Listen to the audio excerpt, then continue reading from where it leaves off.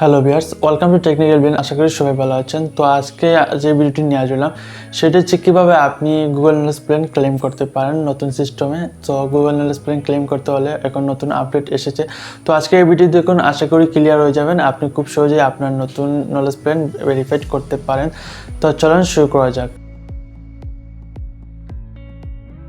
প্রথমে আপনি একটি ব্রাউজারে এন্টার করবেন। ব্রাউজার এন্টার করার পর আপনার প্যানেলে এন্টার করবেন, অর্থাৎ প্যানেলের নাম সার্চ দিবেন অথবা প্যানেলের যে ইউআরএল আছে সেটি দিয়ে আপনি এন্টার করবেন। তো প্যানেলে এন্টার করার পর এখানে আপনার গুগল নলেজ প্ল্যান চলে আসছে। সো এখানে দেখেন নিচে ক্লেম দিস নলেজ প্ল্যান, এখানে আপনি ক্লিক করবেন। ক্লিক করার পর এখানে দেখেন গেট ভেরিফাইড, উপরে অপশন রয়েছে, নিচে অপশন রয়েছে, আপনি যে কোনো একটিতে এন্টার করবেন। সো আমি নিচেরটাতে ক্লিক করব। নিচেটাতে ক্লিক করার পর এখানে আপনার ফর্ম চলে আসছে। সো এখানে বলতেছে যে আপনার কি পার্সোনাল নলেজ প্ল্যান, যদি হয়ে থাকে তাহলে ইয়েস দিবেন। তারপর আপনি কি নিজে এটি অ্যাপ্লাই করবেন সেক্ষেত্রে আপনি দিবেন আই এম দিস পারসন।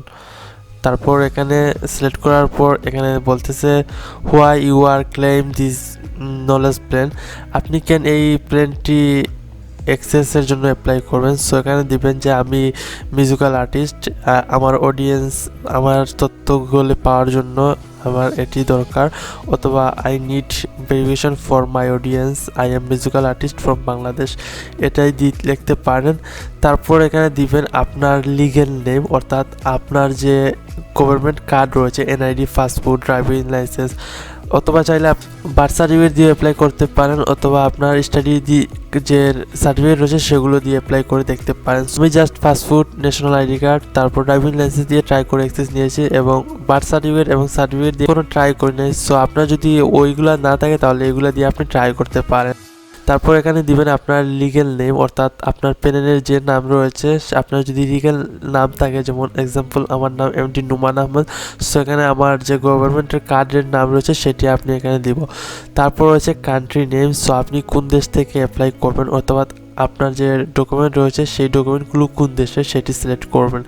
তারপর ফেস উইথ আইডি, আপনার আইডি কার্ডের সাথে ফেসের হোল্ডিং লাগবে। সো এখানে দেখেন ডেমো রয়েছে, ঠিক এইরকম আপনার একটি ফেস হোল্ডিং তুলবেন। সো এখানে লেখা রয়েছে ইনফরমেশন আপনার কি কি লাগবে কিনা।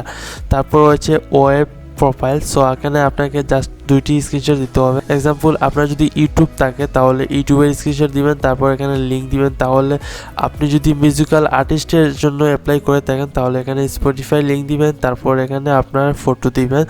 সো আপনার যদি স্পটিফাই না থাকে তাহলে ইনস্টাগ্রামের দিতে পারেন। তারপর এখানে আপনার মার্ক করবেন, মার্ক করার পর সাবমিটে ক্লিক করবেন। তারপর সাবমিটে ক্লিক করার পর আপনার রিভিউতে চলে যাবে। তারপর গুগল আপনার রিভিউ চেক করবে, চেক করার পর আপনাকে ভেরিফাইড করে দিবে। সো আপনার সবগুলো তথ্য যদি প্রপারলি হয়ে থাকে অবশ্যই আপনাকে ভেরিফাইড করবে এবং প্রোভাইড করবে। আপনি যদি আমাদের চ্যানেলে নতুন হয়ে থাকেন তাহলে এখনই আমার চ্যানেলটি সাবস্ক্রাইব করুন এবং পাশে থাকার বেল আইকনটি ক্লিক করুন যাতে আমাদের সকল